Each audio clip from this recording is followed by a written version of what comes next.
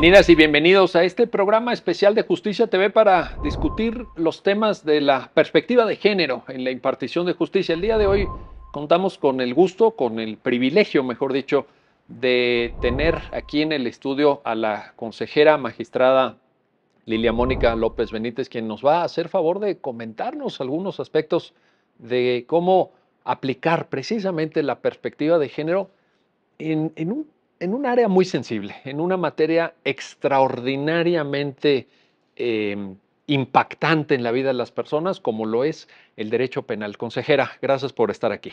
Al contrario, muchísimas gracias por esta invitación. Le quería plantear en primer lugar el tema del fundamento de la perspectiva de género, en términos generales, para que luego ya nos dirijamos a la materia penal, porque parece que hay una confluencia, por un lado, de cuestiones de orden conceptual, esta diferencia entre sexo, género, rol de género, perspectiva de género, y luego también una confluencia normativa sobre la cual le voy a preguntar más adelante. Pero ¿dónde encontramos el fundamento de esta perspectiva de género? A grandes rasgos, yo diría que esta metodología de juzgar con perspectiva de género tiene su aplicación en el respeto a los derechos humanos de todas las personas. Y lo primero que me gustaría que quedara muy claro es que cuando se habla de perspectiva de género, no necesariamente estamos hablando de mujeres. En muchas ocasiones se confunde y se piensa que se trata de favorecer a las mujeres, pero no es así, porque la perspectiva de género, como metodología, como una herramienta de análisis de los asuntos, lo que nos permite es ir advirtiendo esas desventajas que se han creado social o culturalmente en personas o grupos de personas, lo cual, insisto, quiero destacar que no estamos hablando solamente de niñas, mujeres o personas adultas. Podemos hablar de personas migrantes, de personas con orientación sexual diferente, con creencias religiosas distintas a la de la generalidad. Es decir, de lo que se va a ocupar la perspectiva de género es de paliar esas desventajas en ciertas personas o en ciertos grupos que por alguna condición específica se encuentran en situación de vulnerabilidad. Y aquí un punto importantísimo es traer a colación el artículo primero constitucional en su último párrafo, donde se destacan todas estas categorías sospechosas que implican que para una persona que juzga encienda el semáforo, esa luz amarilla que nos dice que tenemos que tener cuidado porque ahí puede haber discriminación, por ejemplo. La perspectiva de género también tiende, consejera, a hacer visibles estas diferencias, ¿no? Porque de pronto en el día a día, en la cotidianidad de las relaciones, en las personas, en estos grupos que usted acaba de señalar, tendemos a invisibilizar ciertas diferencias y sobre todo desde el mundo jurídico, donde en un enfoque muy formalista, digo, recordando por ejemplo el artículo cuarto de la Constitución, ¿no? El varón y la mujer son iguales ante la ley y pues ahí formalmente nos olvidamos de estas diferencias, pero la perspectiva de género también es un recordatorio en ese sentido. Sin duda alguna, a ver, tan es necesaria que este artículo cuarto constitucional no es suficiente. Es cierto, desde la formalidad, las mujeres y los hombres somos iguales ante la ley, pero en los hechos la cosa es bien distinta. Y es aquí donde la perspectiva de género nos permite analizar las asimetrías de poder que se presentan en una relación, cualquiera que sea. No es necesariamente una relación de pareja, puede ser una relación laboral, puede ser en la escuela, donde siempre hay una persona dominante y una persona que puede ser dominada. Y ese tipo de asimetrías, bajo la metodología, nos permite empezar a analizar los contextos. ¿A qué me refiero con esto? Cuando uno es una persona juzgadora, analiza los hechos. Los hechos que se me ponen a consideración son aquellos respecto de los cuales me debo pronunciar. Sin embargo, a veces los hechos se quedan en un círculo muy pequeño y la perspectiva de género nos permite ampliar la visión, ver hacia alrededor y ver el contexto en que esa relación, cualquiera que ésta sea, se fue llevando a cabo para advertir si hay desventajas provocadas por la misma. Oiga, ahora que menciona esto de los contextos y de los espacios donde es necesario visibilizar o eventualmente aplicar la perspectiva de género, le pregunto también por espacios públicos. Me refiero al transporte, me refiero a las calles incluso, donde las mujeres sufren un acoso permanente en México, que también de pronto nos pasa invisibilizado, pero este fenómeno, por cierto, señalado en la Ley General para una vida libre de violencia hacia las mujeres, de las miradas lascivas, eh, comentarios, ¿no?, que a veces se hacen en el espacio público hacia las mujeres y que también de pronto invisibilizamos en la sociedad. También serían espacios para generar una reflexión. Sí, y a ver, quizá tenemos que retrotraernos antes de llegar a la perspectiva de género.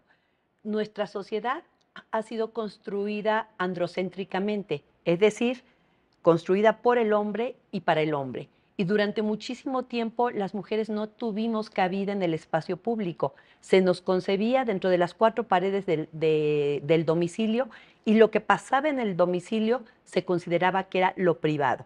Y lo cierto es que mucha de la violencia se genera justamente al interior de ese espacio privado. Entonces, este mundo androcéntrico, o dicho de otra manera, esta sociedad patriarcal, nos fue dejando de lado.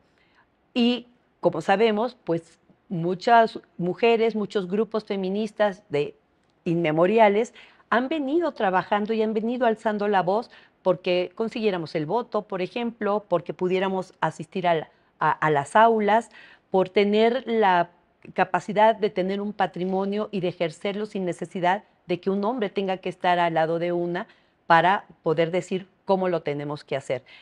Y el espacio público pareciera que fue construida para los hombres, y donde las mujeres tenemos que andar recelosas y cuidadosas porque no podemos vivir en esa libertad que sabemos que traen aparejado esos comentarios sexistas, esos tocamientos que son realmente tan incómodos, y en el peor de los casos, pues hasta el tema de feminicidio. Entonces, sí, tenemos que reconstruir a la sociedad, crear una sociedad libre de todos estos prejuicios, porque finalmente son estereotipos y roles de género que nos han condicionado tanto a las mujeres como a los hombres a comportarnos de una manera. Y por ejemplo, en este espacio público pareciera que el hombre es el depredador y la mujer pues la víctima. Entonces hay mucho por hacer todavía para deconstruirnos como sociedad y además reconstruir y paliar esas desventajas a través de las sentencias. Eh, Complementariamente a estos conceptos que nos acaba de compartir, magistrada, hay un fundamento, se lo quiero plantear, de la perspectiva de género en instrumentos internacionales. Creo que ha habido un diálogo, me parece que muy constructivo, muy fértil entre, por ejemplo, la CEDAW, por ejemplo, Belém do Pará, etcétera, que ha venido también a abonar. O sea, decía usted el semáforo rojo, el semáforo amarillo de las categorías sospechosas del artículo primero, párrafo quinto. También estas convenciones a veces nos hacen despertar cierta conciencia, cierta sensibilidad para poder entender y aplicar la perspectiva de género. ¿Está usted de acuerdo? ¿Comparte esta visión? Por supuesto, estas convenciones que están dentro del Sistema Internacional de Protección de Derechos Humanos han sido fundamentales, sobre todo por la vía interamericana, para hacerlas presentes en nuestras decisiones.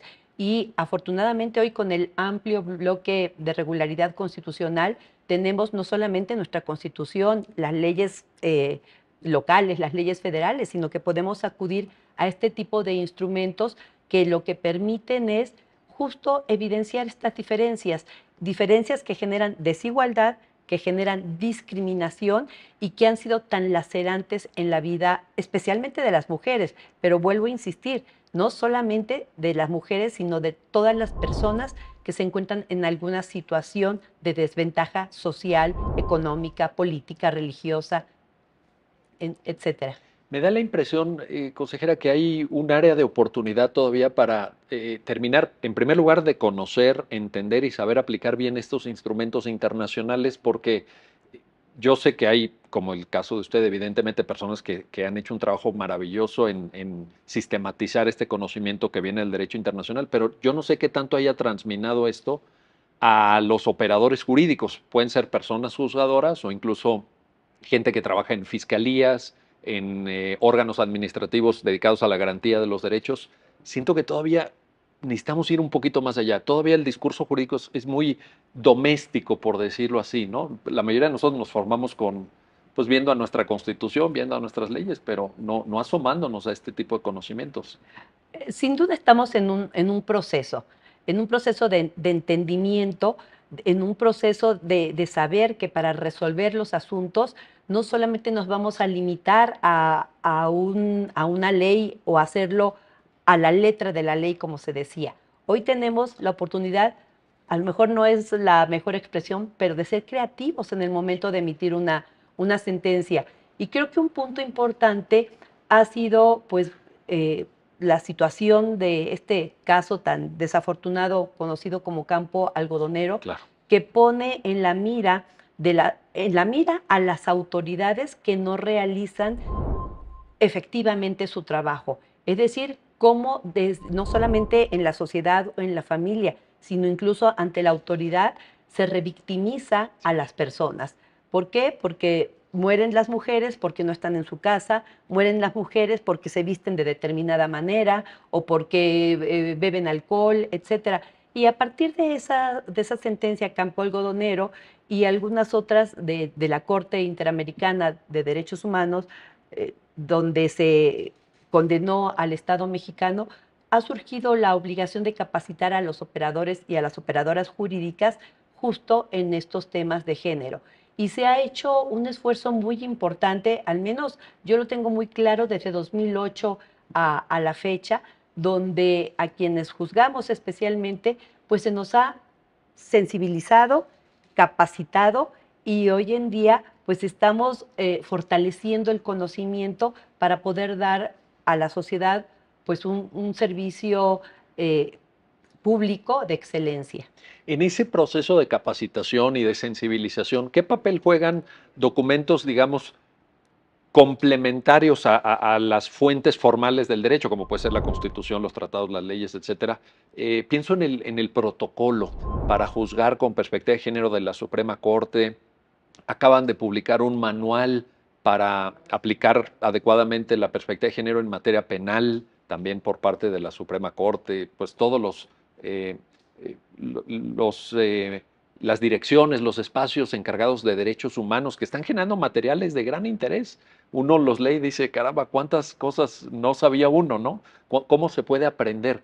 También advertimos ahí, digamos, un complemento a todo el material propiamente normativo y hay que fijarnos también en estos protocolos, por ejemplo. Sí.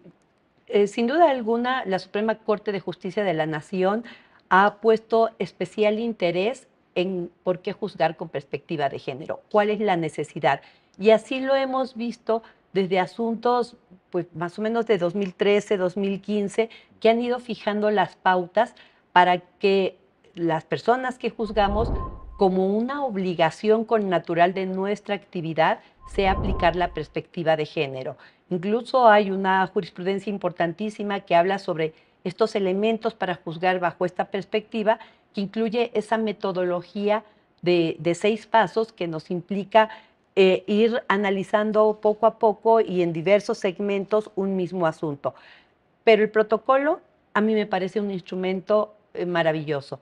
¿Por qué razón? Porque nos da todos los elementos para saber aplicarlos con ejemplos de una manera clara, precisa, nos lleva de la mano para decir qué se espera de nosotros y cómo tenemos que hacerlo. Y el manual para juzgar con perspectiva de género en materia penal me parece una joya porque nos habla de todas las violencias que se dan en la materia, sobre todo que son recipiendarias las personas que se encuentran en situación de vulnerabilidad y nos dice cómo atender ese tipo de casos. Entonces son 2 instrumentos, 2 herramientas metodológicas importantísimas para realizar nuestra función. Perfecto. Bueno, vamos a hacer una pausa, no se vayan. Vamos a continuar en esta conversación con la consejera del Consejo de la Judicatura Federal, la magistrada Lilia Mónica López Benítez, sobre cómo aplicar la perspectiva de género en materia penal. Y aprovecho para señalar que estos dos documentos a los que se acaba de hacer alusión y que son, coincido, verdaderas joyas, muy bien definido, están disponibles a texto completo en formato PDF, lo pueden bajar de las páginas web de la Suprema Corte, del Consejo de la Judicatura Federal, para que pues, nos ayuden también a difundir y a compartir, porque son herramientas que tienen un propósito fundamentalmente de pedagogía jurídica, de pedagogía social y también de perspectiva de género. Regresamos enseguida. Ya estamos de vuelta, ya estamos de regreso en este programa especial de Justicia TV para conversar con la consejera magistrada Lilia Mónica López Benítez sobre la aplicación de la perspectiva de género en materia penal, una materia especialmente sensible, una materia que expresa pues el poder punitivo del Estado y que se proyecta a veces en una afectación mayúscula de bienes jurídicos, de bienes de la mayor relevancia para la vida de las personas. Consejera, decía usted, citaba este caso emblemático, muy doloroso, por cierto, Campo Algodonero, porque es una herida abierta. Si bien es cierto, podría alguien pensar que eso pasó hace muchos años, porque la Corte Interamericana analiza el periodo 1993-2003 en la sentencia, pero el feminicidio sigue ahí. No es un tema que frente al cual podamos cerrar los ojos. Y Campo Algodonero nos advierte de una serie de errores, de falencias, de cosas, lo digo tal cual, mal hechas en investigaciones penales que yo no sé si hemos podido remontar del todo. ¿Vale la pena seguir leyendo Campo Algodonero en la actualidad? Vale la pena seguir recordándonos, tener siempre en la mente todas las mujeres que han muerto en nuestro país víctimas de feminicidio. El crimen más lacerante por una cuestión prácticamente de odio hacia las mujeres.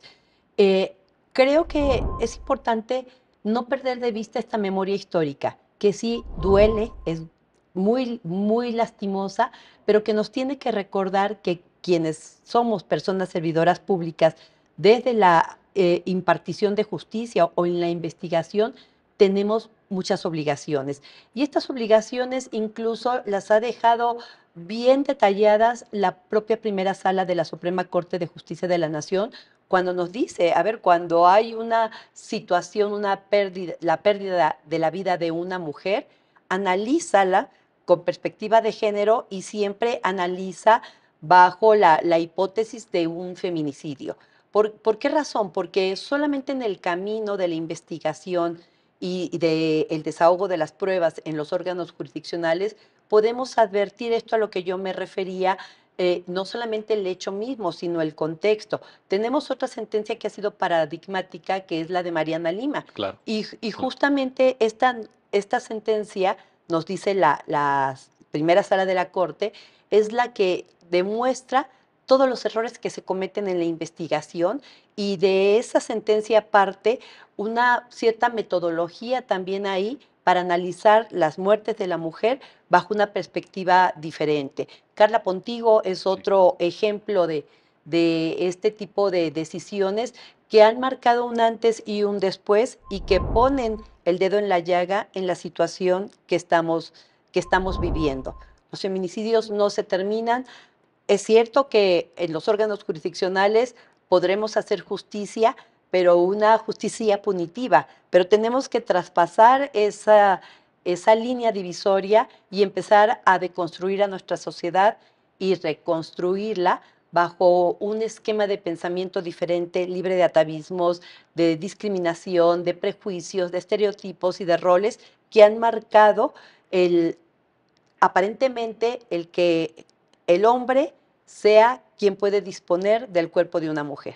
Precisamente sobre esto le quería comentar, porque Campo Algodonero, hay una parte donde la Corte Interamericana dice que la visión de las mujeres en el contexto, evidentemente, del municipio de Ciudad Juárez, Chihuahua, pero pues seguramente no de manera exclusiva en ese municipio, en buena parte del país, es una visión como si las mujeres fueran instrumento de satisfacción de deseos de los hombres o de pulsiones sexuales, etcétera, y se las ve como objeto. Y a partir de ahí empiezan una serie de estereotipos, de prejuicios, de estigmatizaciones que a la postre terminan en el feminicidio. Pero a veces empieza, usted misma lo decía, en la escuela, en los lugares de trabajo, en el espacio público, en el transporte público, en la calle, etcétera, y va escalando. Hay como una escalera de violencias hacia la mujer, consejera. Por supuesto que sí, pero primero me gustaría dejar eh, claro lo que se obtuvo de la encuesta en DIRE 2021. Más del 70% de las mujeres mayores de 15 años alguna vez han sufrido cierto tipo de violencia. Puede ser psicológica, patrimonial, familiar, cualquier escolar, porque en la escuela Escolar. también se da la violencia. Y en la casa, en el ámbito privado, aproximadamente un 40% de mujeres mayores de 15 años ha sufrido esta violencia. Y esto tiene que ver con la pregunta, o sea, la escalada de la violencia. Eh, muchas personas autoras nos hablan del famoso círculo de la violencia y nos dice, por ejemplo, en una relación de pareja, cómo todo empieza pues de color de rosa y con posterioridad empiezan los celos, empiezan los aventones, la primera cachetada, hasta que viene, pues permítanme decirlo de esta manera, una tranquiza para la mujer y luego el arrepentimiento del victimario, la víctima le cree, vuelven a estar en una etapa de tensión, pero nuevamente juntos y eso se repite una y otra vez y nunca termina. Y a veces escalando, ¿verdad, consejera? Sí, sin duda, Se va agravando. sin duda. Salir de este círculo de la violencia si no hay redes de apoyo es muy complicado. Y desafortunadamente muchas mujeres carecen de esas redes de apoyo, entonces si se han dedicado su vida al cuidado de las hijas y de los hijos, no pueden salir de ese círculo porque tienen hijas e hijos que tienen que mantener. Si está en una relación laboral, pues a lo mejor la mujer aguanta esa violencia porque no tiene otro lugar a donde ir a trabajar. Y pues la cuestión Y económica es necesita el importante. ingreso, ¿verdad? También. Así es, entonces sí, el círculo de la violencia es interminable y cada vez va escalando la violencia hasta que puede terminar con el feminicidio de una mujer. Por ejemplo, el hecho, magistrada, de que se dé esta, y el dato que usted, sí, siempre, 70%. Estamos Así es. hablando de que prácticamente es una condena el ser mujer en México, prácticamente está condenando a ser víctima de violencia con estos datos tan impactantes. Es muy impresionante esto. Pero le quería preguntar lo siguiente. Esta victimización tan grande, ¿cómo se proyecta en el derecho penal? Porque a veces nos fijamos, Campo Algodonero, Mariana Lima, Carla Pontigo, en las capacidades reaccionales del Estado mexicano, por ejemplo, a la hora de enderezar bien una investigación, ¿no? Y Campo Algodonero es un buen recordatorio. Investiguen bien, por favor, investiguen bien.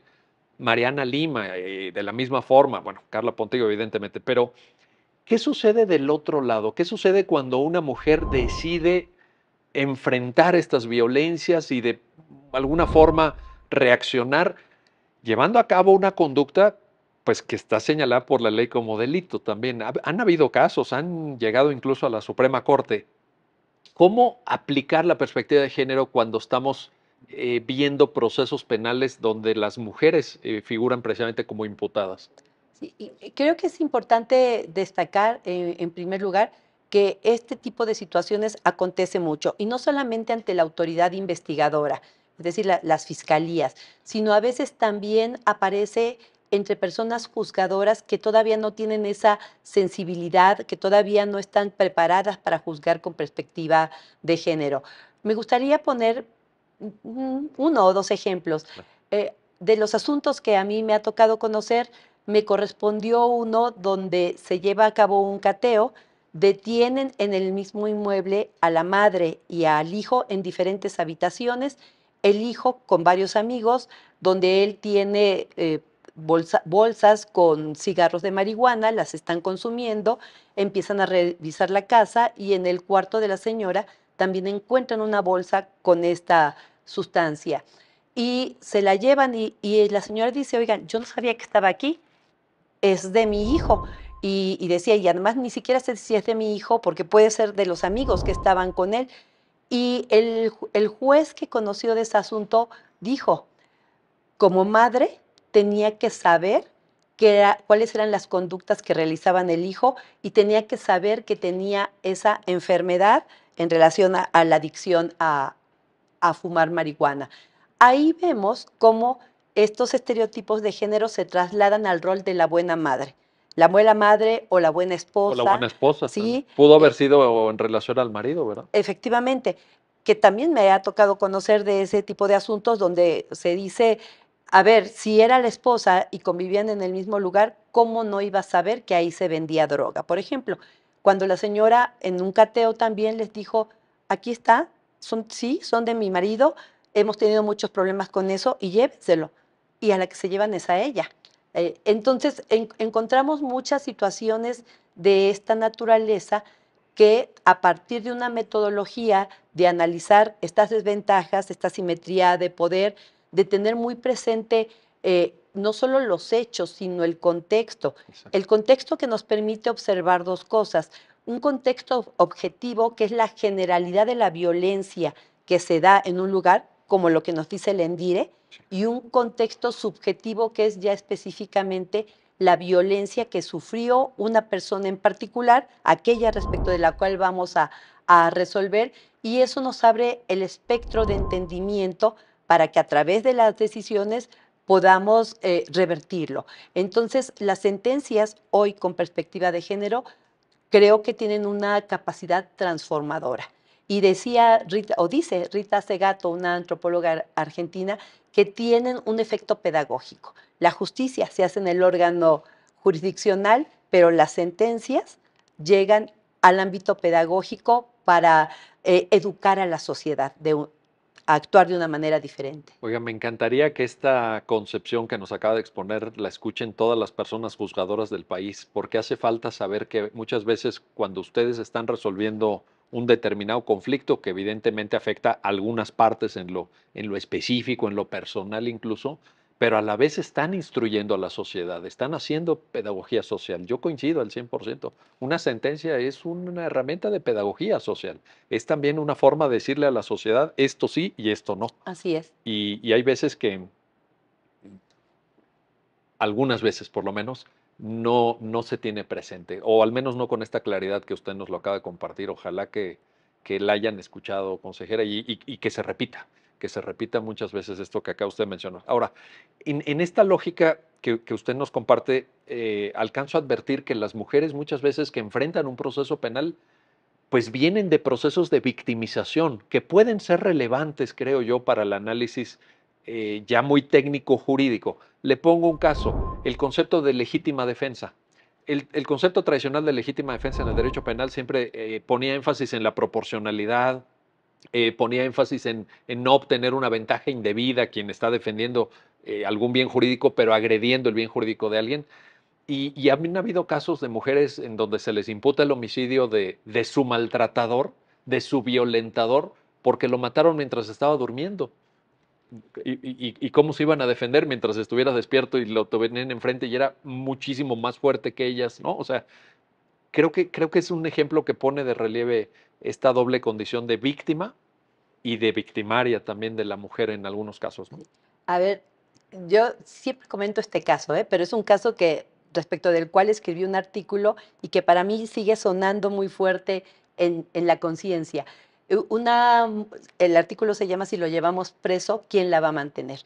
A la mujer de extracción indígena de Yucatán se une, siendo una niña adolescente, con el marido que le llevaba algunos años y bueno, hacen una vida en común, tienen hijos, tienen hijas, hasta que la pareja ya se queda sola. Él bebía, durante todo el matrimonio fue objeto de golpizas y en varias ocasiones la señora acudió ante la autoridad, al Ministerio Público, a denunciar y el Ministerio Público le decía, señora, si lo llevamos preso, ¿quién la va a mantener? Así le decía el Así le Ministerio decía. Público. Y en un último, para no alargarme demasiado, eh, una ocasión, después de que él sale de casa, la deja varios días sin dinero, regresa, ella no está. la increpa, le dice que dónde andaba, que seguramente andaba de loca, etcétera. La golpea, le exige de comer, bota la comida porque dice que es una porquería y se va feliz con la caguama a la hamaca a recostarse. La señora se queda en una situación tal que lo único que atina a hacer es tomar un cuchillo, ir a la hamaca y enterrárselo en diversas ocasiones. Claro, ahí sí estuvo presta la autoridad y llegaron de inmediato, la consignaron, la detuvieron, la sentenciaron. En esa sentencia hay también técnica penal para resolver, pero también se habla de estos contextos de violencia donde la mujer estuvo inmersa durante años en una situación muy compleja de violencia física, psicológica, económica y finalmente la señora salió, obtuvo su libertad. Pero para eso no sirve la perspectiva de género. Es que justamente en el ánimo de la perspectiva de género de visibilizar estas violencias, creo que son indispensables, porque de otra forma, de manera, digamos, en la dogmática penal tradicional de toda la vida, pues sí, hubiera encajado como un delito de homicidio y la señora seguramente seguiría ahí, ¿no? Si no tuviéramos esta sensibilidad o esta visión fresca, renovada, que impacta en la aplicación del derecho penal, ¿no? Efectivamente, esa es la parte importante. Y esta metodología nos permite, por ejemplo, ir observando cómo se hacen las investigaciones, cómo se transcurren ante el órgano de primera instancia. Por ejemplo, a mí me ha tocado resolver muchos temas de violación donde el juzgador, estamos hablando del juzgador, dice, a ver, no hubo una actitud eh, que fuera muy clara para decirle a la pareja o a la persona que violentó a una mujer sexualmente que ella no quería tener una relación. Amigos están en una fiesta, ella se queda a dormir en ese lugar, dos hombres se van a donde ella está en la cama, una le hace tocamientos, otro le impone la cópula y el juez dice, es que ella no se resistió, es que no gritó, es que no les hizo saber tajantemente que ella no quería pasar a otro tipo de cosas. Entonces, ahí viene otro rol, el de la buena víctima. La buena víctima se tiene que defender, tiene que gritar, tiene que rasguñar. Pues no, cada persona puede reaccionar de una manera diferente. Bueno, y en este caso también un tema que, como usted sabe, magistrada, en otros países se han discutido mucho. Pienso en el caso este famoso de la manada en España, que generó una discusión incluso mediática muy fuerte. Pienso en el debate en los campus universitarios estadounidenses sobre el consentimiento, ¿verdad? ¿No será que en México nos hace falta el consentimiento para un acceso carnal, digamos, una relación sexual? ¿No será que nos hace falta también esa reflexión en México? O sí ha llegado? ¿Usted cómo lo ve? Sí. Yo creo que ya ha llegado a nuestro país. Nos hace mucha falta hacer entender que no significa no. Simple y llanamente, o sea, no hay otra manera de expresarlo. Y un poco se habla pues del empoderamiento de nuestras niñas, de nuestras jóvenes, justamente para que tengan los elementos suficientes para resistir estas violencias, pero eso es solamente una parte, porque la otra parte es cómo educar a las nuevas generaciones bajo una concepción de nuevas masculinidades, que hoy también en día se habla de esto, a fin de evitar que se cometan delitos con este tipo de conductas, porque desgraciadamente este tipo de conductas pueden traer una trascendencia importante, no solamente para la vida de la mujer, que queda pues, dañada en lo más íntimo de su ser. Incluso la Corte nos ha dicho, las agresiones sexuales pueden entenderse en ocasiones como tortura. Es correcto. Sí, pero para el hombre también trae una consecuencia y la consecuencia es la cárcel. Decía usted, maestra, tiene que quedar claro que el no es no, y ese es un principio fundamental, inamovible, sin duda. Se está discutiendo también en estos debates en Europa, en Estados Unidos, sobre esta famosa frase, ¿no? Solo el sí es sí. O sea, tiene que haber un consentimiento también expreso, tiene que haber, digamos, se ha llegado al punto de sugerir que se firme ahí alguna autorización, no creo que sea tanto, pero sí tiene que quedar claro que el cuerpo de las mujeres es un espacio sagrado, es un espacio de respeto y que no se puede imponer la voluntad de los hombres para efectos de una relación sexual, ¿no? Sin duda, yo creo que tenemos que entender que tanto los hombres como las mujeres tenemos libertad al desarrollo de nuestra personalidad como a cada quien le plazca.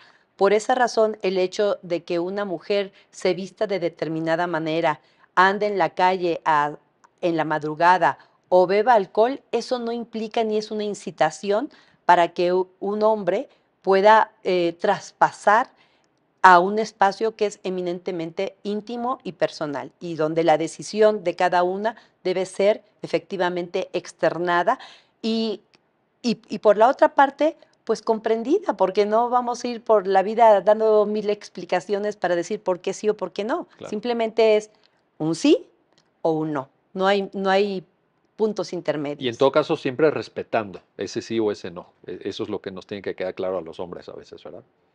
Claro que sí. Bueno, vamos a hacer una pausa, no se vayan. Estamos platicando con la consejera magistrada Lilia Mónica López Benítez sobre, pues ya lo han visto, esta complejidad, me atrevo a calificarlo así, es una aplicación compleja de la perspectiva de género en materia penal, pero que sin duda todo lo que ella nos está compartiendo nos debe de generar una muy profunda reflexión. Regresamos. Ya estamos de vuelta, ya estamos de regreso en este programa especial de Justicia TV para platicar de la aplicación de la perspectiva de género en materia penal. Estamos conversando con la magistrada, consejera Lilia Mónica López Benítez. Magistrada, hay un tema en materia penal muy importante también en el cual advierto ciertas áreas de oportunidad, el razonamiento probatorio. ¿Será que también el razonamiento probatorio, el tema de las pruebas, desde la admisión probatoria, el desahogo probatorio, la valoración, muy importante, viene al caso la perspectiva de género, enriquece, matiza, nos sirve y tenemos que aplicar perspectiva de género en materia penal para temas de razonamiento probatorio? A ver, la perspectiva de género está presente desde que recibimos el asunto y hasta que dictamos sentencia. Sobre todo ahora con el sistema penal acusatorio, ya no nos vamos a esperar al análisis de la sentencia para ver las cosas bajo otra perspectiva. En el momento en que se dicta un auto de vinculación a proceso, por ejemplo, en el momento del desahogo de las pruebas, es parte de la metodología, inclusive para conocer más del contexto, si este queda en duda o no está pues muy claro en el asunto, oficiosamente podemos ordenar ciertas pruebas para este análisis del contexto. Entonces, el contexto, los hechos mismos, las pruebas que se puedan ofrecer, todo forma parte de la metodología y todo requiere una apreciación con esta visión ampliada que nos da la perspectiva de género. Y un punto también muy importante que nos dice la metodología es que no debemos utilizar un lenguaje ni que revictimice y sobre todo también un lenguaje que incluya, el famoso lenguaje incluyente que a veces también ha sido muy cuestionado, pero tiene una razón de ser. Cuando no le damos, no llamamos por su nombre a algo en específico, pareciera que lo invisibilizamos. Entonces hay que llamar a las personas como quieran ser llamadas, como se autoperciban, como expresen su géneros, como vistan, como realmente se sienta la persona. Y parecieran cosas nimias, pero no lo son. No lo son porque es una manera de ir haciendo evidente que podemos saber juezas como hay jueces, por ejemplo. Digo, esto es un ejemplo muy simple, pero ahí nos empezamos a abrir socialmente también una gama de oportunidades para poner a cada quien en el lugar que quiera estar. No, y sin duda alguna el lenguaje importa y Claro. las palabras importan y también ese creo que puede ser un gran aprendizaje de campo algodonero, porque justamente fenómenos de acoso callejero, pues muchas veces empiezan por un supuesto, bueno, así lo entienden algunos, piropo o por alguna aproximación, en primer lugar, verbal, pero que luego sabemos cómo termina, por toda esta experiencia de violentación hacia las mujeres. Entonces, el hecho de ser sensibles gramaticalmente, lingüísticamente, me parece sin duda importante. Sí, claro que es muy importante tener presente el uso adecuado del lenguaje para no invisibilizar o no revictimizar. Un poco ahora y hace un par de minutos hablábamos del consentimiento Sí. y creo que me faltó una parte muy importante. El consentimiento puede otorgarse, por ejemplo, para una relación sexual, pero se puede revertir. Ah, Y claro. este también es un tema que lo vemos con mucha frecuencia reflejado en los asuntos. Sí, se aceptó el mantener una relación sexual con alguna persona, pero en el momento mismo hay una situación específica que detona en la mujer simplemente ya no querer proseguir. Claro. Y entonces, no porque se haya dado un consentimiento, no quiere decir que no se pueda revocar. Entonces, eso también es un punto donde uno tiene que estar pues muy vigilante ante estas situaciones. Y además, esa revocación del consentimiento con la misma libertad con la que se otorgó. O sea, sin, como usted decía hace un rato, pues sin justificar por qué sí o por qué no, o por qué hasta aquí, o por qué solamente esto y no lo otro, etcétera, etcétera, ¿no? Es decir, en toda esa complejidad, en esa gama en esa panoplia de posibilidades de la sexualidad humana, pues habrá cosas que se acepten y otras cosas que no se acepten. Y Ahora, se decide en ese momento de manera totalmente libre y autónoma, ¿no? así es, ahora se me viene a la mente un video que tratan de explicar el consentimiento a través de tomar una taza de té. A ver, si me siento mal o estoy acostado, estoy dormida, no quiero té, no me voy a tomar un té. Nadie puede hacer que me tome ese té. Si yo tengo ganas y quiero disfrutarlo, lo puedo hacer, pero las señales son muy claras y por eso decimos, el no es no, simplemente no quiero té, es no quiero té, no quiero una relación sexual, no la quiero. Y ahí tenemos que ir poniendo el dedo en la llaga para poder advertir este tipo de situaciones que se presentan en los asuntos y resolverlo con una perspectiva diferente. Es importantísimo lo que usted señala. Yo recuerdo de algún asunto que me tocó conocer en mi práctica profesional, en donde una sentencia daba por bueno el consentimiento o aceptaba que había habido un consentimiento para una relación sexual porque la violación había acontecido en un motel. Y entonces, no, pues si estaban los dos en un motel, pues a qué va uno a un motel, ¿verdad? Pues a eso. Y entonces si estaban ahí y la víctima aceptó que fue voluntariamente ese establecimiento, pues seguramente fue para el efecto de sostener relaciones sexuales, sin tomar en cuenta que, como usted muy bien señala, ahora la perspectiva de género dice, sí, pero ese consentimiento que a lo mejor era inicial, en algún momento se pudo revocar y estaba en su derecho también la persona, ¿no? Totalmente, totalmente. Es justamente esa, ese derecho a autodeterminarnos, ese derecho a decidir libremente y sin coacciones lo que queremos o no queremos en un momento dado. Magistrada, hay un espacio dentro del procedimiento penal en un sentido amplio, en el más amplio de los sentidos posibles, en donde también eventualmente, y ahí es donde le quiero yo plantear o hacer el planteamiento, viene al caso la perspectiva de género, creo yo, el ámbito penitenciario. Tenemos en nuestras cárceles, bueno, una injusticia estructural, son máquinas de violación estructural de derechos humanos, nuestras cárceles, nuestros reclusorios, pero en el caso de las mujeres, la experiencia penitenciaria es especialmente dura. Pienso en mujeres que son madres, que tienen ahí a sus hijos, a sus hijas. Pienso en mujeres que no reciben visitas familiares o que de repente cuando ellas están internas, pues cesa la relación sentimental que pudieran tener con alguien si es que su pareja masculina está afuera. Difícil el ámbito penitenciario. ¿Viene al caso la perspectiva de género, magistrada? Sí, la perspectiva de género está presente, yo diría, en todo este mundo del ámbito penal, ¿no? Desde que se investiga, desde que se resuelve en un juicio y luego en las condiciones de internamiento. Sí. Efectivamente, un dato sintomático de la sociedad en la que vivimos es pasar, por ejemplo, por la penitenciaría en un día domingo y encontrar una larga fila de visitas para ingresar a este sitio. Mujeres, niñas, niños, adultos mayores, todo mundo haciendo la fila, llevando alimentos para visitar al hombre. Si uno se va al área donde se encuentran las mujeres, esa fila se reduce significativamente. Las condiciones de internamiento, desafortunadamente, en nuestro país no son las óptimas. Hay muchísimas carencias al interior, desde la alimentación, la atención médica especializada que requiere una mujer, porque no es solamente ir con el médico y que nos revisen la garganta, se requiere médicos que puedan advertir cuestiones ginecológicas, por ejemplo, se requieren lugares donde las niñas y los niños de las mujeres internas tengan un espacio eh, significativo para su desarrollo en la vida.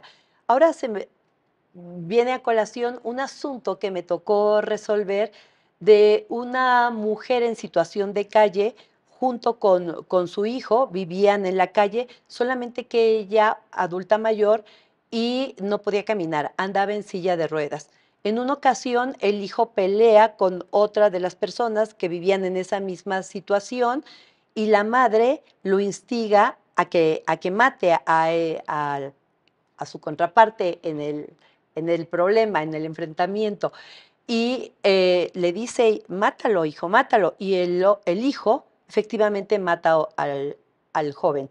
A ambos los llevan a prisión, se inicia su proceso, se le dicta sentencia a esta señora como penalmente responsable del delito de homicidio, pero ella se encontraba interna en un penal en silla de ruedas cuando sabemos que las habitaciones en general se encuentran en pisos superiores o si no estuvieran en pisos superiores, a veces las condiciones al interior no son las óptimas para que circule una silla de ruedas. Tenía que esperar a que alguna de sus compañeras se condoliera de ella y la sacara a tomar el sol y a veces ahí la dejaban y el sol, la lluvia, el viento y en la noche la regresaban.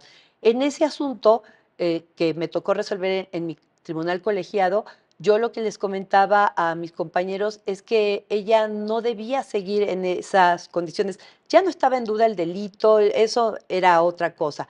Pero una mujer con esas características, aunque sea penalmente responsable, no podía permanecer en un lugar que no le brindaba las mínimas oportunidades de una vida digna. Y yo creo que el sistema penitenciario tiene que pugnar por una vida digna de las personas, aun cuando hayan sido o estén siendo sujetas del reproche penal. Sin duda.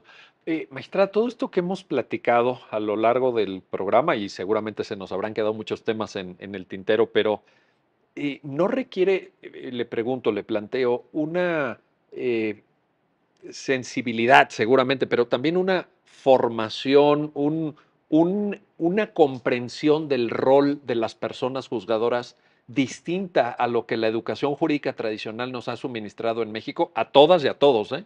Porque yo creo que aquí vamos todos en el mismo barco, pero yo lo que estoy advirtiendo en estos ejemplos que usted nos hace favor de compartir, en todo lo que hemos conversado, es que se requieren figuras juzgadoras, personas juzgadoras ahora, pues decididas a entrarle, pero comprendiendo todo esto, reeducándose, revisando los conceptos jurídicos tradicionales en materia penal, seguramente también en materia laboral, familiar, vaya, el papel de las personas juzgadoras, le planteo, maestra. Pues es fundamental y afortunadamente en los últimos tiempos ha estado muy presente sobre la mesa de debate el nuevo perfil de las personas juzgadoras. O sea, no necesitamos solamente personas que realicen esta delicada tarea que tenemos con una excelente técnica jurídica. Importante, sí, sí lo es, Claro, pero no sí. es suficiente, ¿sí? Cuando tenemos que juzgar, y sobre todo este tipo de asuntos, es necesario, es exigible tener una visión diferente, el conocimiento de los derechos humanos, su respeto, el saber que una parte fundamental es no discriminar a las personas y conjugar todo este andamiaje para conformar un nuevo perfil de la persona juzgadora. Creo que hoy la carrera judicial pues va profesionalizando para lograr que solamente las mejores y los mejores puedan acceder a este tipo de casos. Pero una persona sin sensibilidad podrá tener mucho conocimiento jurídico, pero no va a ser suficiente.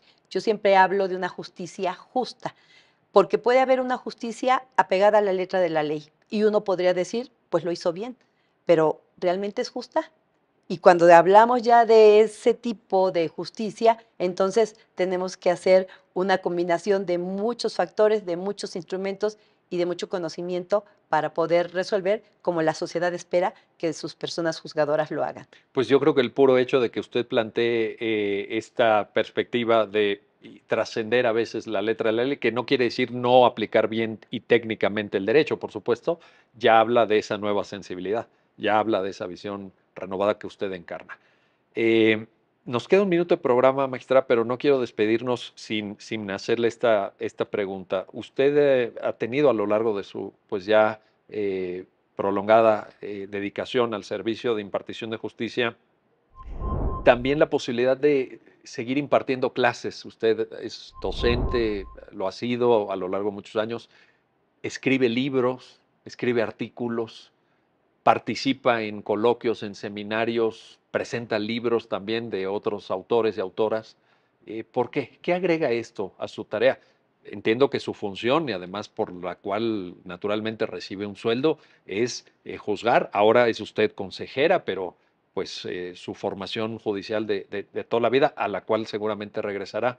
¿Qué abona? ¿Qué agrega este plus de vida académica, de participación de debates, de generación de conocimientos? La academia renueva. Con la academia uno siempre puede estar vigente.